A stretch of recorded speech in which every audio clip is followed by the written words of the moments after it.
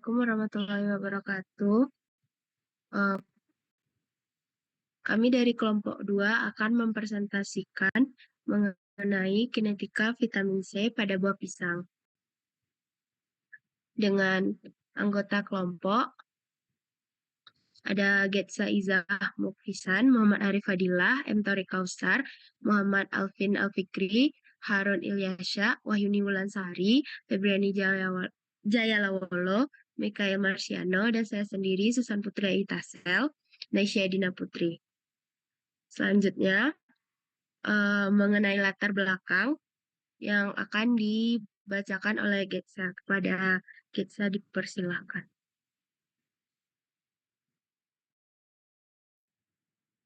Baiklah, terima kasih kepada moderator.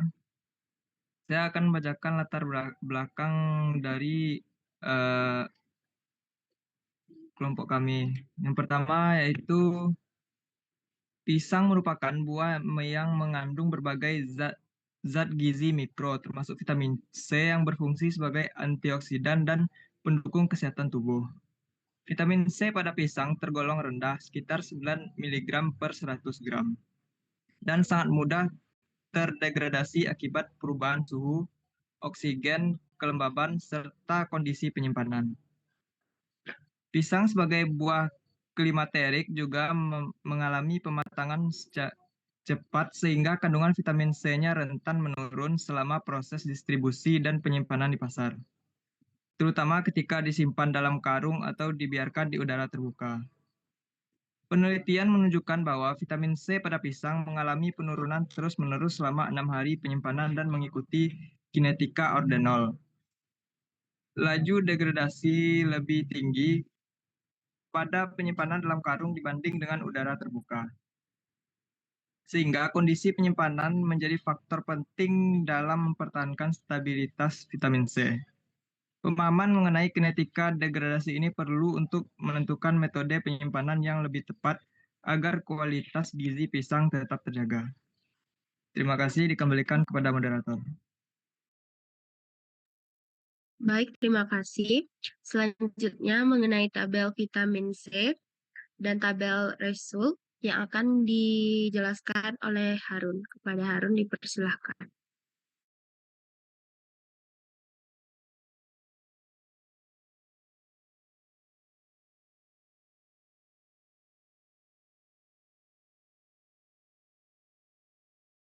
Yang di mana pada hari pertama itu open airnya 1,32, sesaknya 1,52.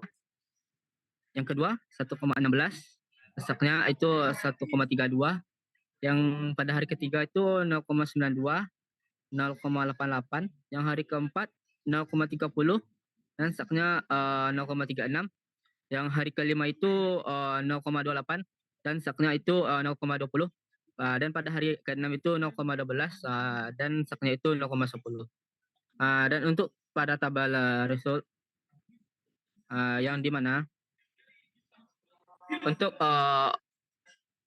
strongnya open air kinetic ordernya 0, R kuadratnya itu pada open air 0,9312, adjusted R kuadrat 0,9139,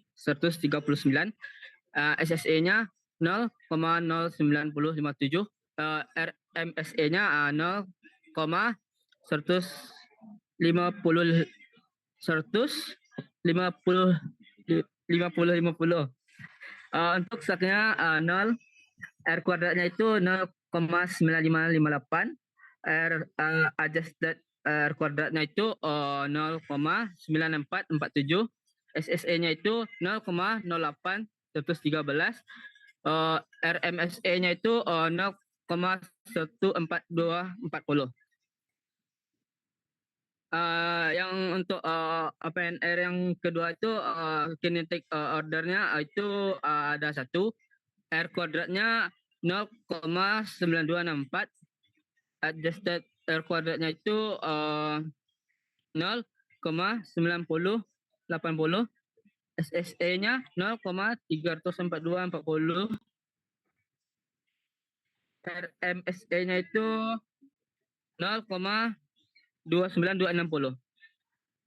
Yang untuk yang keduanya itu kinetic ordernya ada satu, R kuadratnya 0,9548, adjusted kuadrat R kuadratnya itu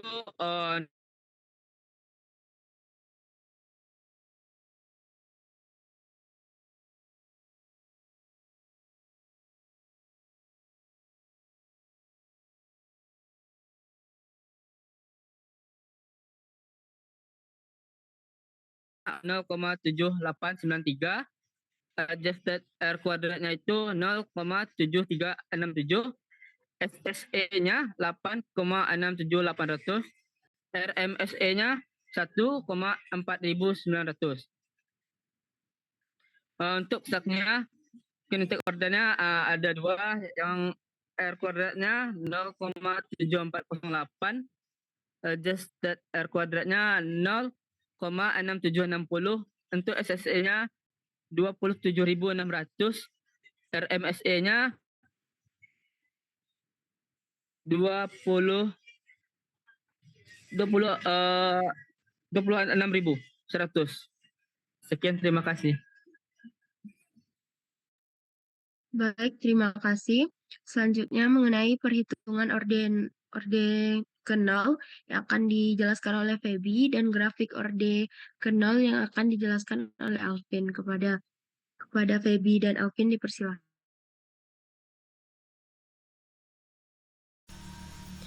Baik, pada perhitungan ordinal ini kita akan mencari nilai laju konsentrasi pada kondisi open air atau kondisi terbuka dan pada kondisi shake atau dalam karung. Untuk rumus yang digunakan itu adalah K yang merupakan tetapan laju reaksi sama dengan CO yang merupakan konsentrasi awal dikurangi dengan CT yang merupakan konsentrasi pada waktu T, yang kemudian dibagi dengan nilai T adalah waktu. Pada kondisi open air diperoleh laju konsentrasinya itu adalah sekitar 0,2 per harinya. Sedangkan pada kondisi shake itu kita memperoleh nilai laju konsentrasi itu adalah sekitar 0,235 per harinya. Dapat disimpulkan bahwa laju pada kondisi shake itu lebih cepat dibandingkan dengan open air. Selanjutnya untuk interpretasi grafik akan dilanjutkan oleh Bang Alvin. Kepada Bang Alvin dipersilakan. Baik, selanjutnya itu ada grafik. Pada grafik konsentrasi dan hari pertama itu didapat konsentrasi 1,5 dan 1,5, dan pada hari kedua yaitu konsentrasinya itu 1,32, dan pada hari ketiga itu dapat konsentrasinya itu sekitar 0,9, dan di hari keempat itu konsentrasinya dapat itu di bawah 0,5, dan hari terakhir atau hari ke-6 itu dapat konsentrasi 0,236. Baik, sekian dari saya kembalikan ke moderator. Baik, terima kasih. Selanjutnya mengenai perhitungan orde 1 dan grafik orde 1 yang akan dijelaskan oleh Nesya dan Mikael. Kepada Nesya dan Mikael dipersilakan.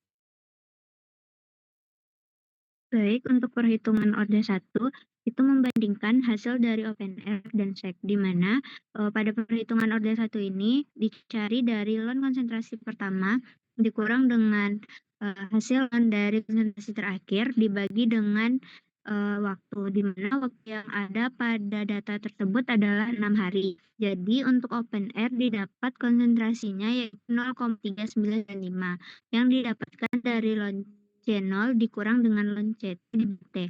Sedangkan untuk konsentrasi shake itu didapatkan sama dengan 0,3. Dapat disimpulkan bahwa antara open air dan shake itu memiliki perbandingan yang sangat signifikan, di mana shake lebih memiliki laju yang lebih besar dibandingkan open air. Mungkin untuk interpretasi grafik akan dijelaskan oleh Mike. Kepada Mike, silakan. Baik, terima kasih. Saya akan menjelaskan grafik dari OD1 ini. Grafik pada slide-nya menampilkan bahwa itu merupakan grafik dari penurunan kadar vitamin C terhadap waktu berdasarkan model kinetika OD1. Nah, dari grafik ini dapat kita lihat bahwa tiap titik itu menunjukkan dari hasil pengukuran nyata pada waktu tertentu, sedangkan garis kurvanya adalah prediksi model matematisnya, yang dimana dua kurva itu yang menampilkan hasil dari open air dan sec. Dan sedangkan dari sumbu X itu atau horizontal menggambarkan dari nilai waktu, dan sumbu Y-nya itu menggambarkan dari nilai vertikal. Dan itu hasil dari tiap titiknya itu dapat dilihat pada slide. Mungkin sekian dari saya. Terima kasih. Baik, terima kasih. Selanjutnya mengenai perhitungan orde 2 dan grafik orde 2 yang akan dijelaskan oleh Ulan dan Torik. Kepada Ulan dan Torik dipersilakan. Baik, saya akan melanjutkan tentang perhitungan orde 2. Pada orde 2 ini, nilai konsentrasi dicari dengan cara 1 dibagi waktu dan dikali dengan 1 dibagi konsentrasi awal dikurang dengan 1 dibagi konsentrasi pada hari terakhir. Maka didapatkan pada open air itu min 1,262 dan pada sec itu min 1,557. Untuk penjelasan grafik akan dilanjutkan oleh Bang Torik. Baik, terima kasih Wulan. Untuk berdasarkan perhitungan orde 2, grafik ini menunjukkan perubahan kadar vitamin C pada pisang selama penyimpanan dengan kondisi yaitu open air dan sec. Data ini kemudian dianalisis menggunakan model kinetika reaksi orde 2. Pertama dari bentuk kurva, keduanya menunjukkan pola penurunan konsentrasi atau degradasi vitamin C seiring berjalannya waktu. Ini konsisten dengan karakteristik vitamin C yang sensitif terhadap oksigen, cahaya, dan suhu. Untuk kondisi open air, nilai konstanta berdasarkan perhitungan reaksikannya adalah min 1,262. Sedangkan untuk kondisi snack, nilai K lebih besar, yaitu min 1,557. Nilai K yang lebih besar secara absolut menunjukkan laju degradasi yang lebih cepat dibanding pada kondisi open air. Baik, terima kasih. Saya kembalikan. Terima kasih. Selanjutnya kesimpulan yang akan dijelaskan oleh Arif. Kepada Arif dipersilakan.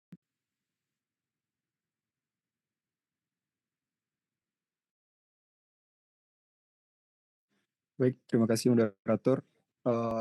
Dapat disimpulkan dari pengaruh untuk kesimpulannya itu pengaruh kondisi penyimpanan pasar terhadap degradasi vitamin C pada sampel pisang dievaluasi. Kandungan vitamin C buah ini menurun seiring waktu mengikut kinetika orde 0. Ditentukan bahwa penyimpanan di udara terbuka dan pendinginan membantu mengurai degradasi secara signifikan dibandingkan dengan penyimpanan dalam karung, sebagaimana ditunjukkan oleh konsentrasi laju degradasi dan waktu paruh. Dengan demikian, penyimpanan di udara terbuka untuk pisang lebih baik dalam hal retasi vitamin C dibandingkan dengan penyimpanan dalam karung. Kembalikan ke moderator. Terima kasih. Sekian dari kelompok kami. Apabila ada kesalahan kata, kami mohon maaf. Assalamualaikum warahmatullahi wabarakatuh.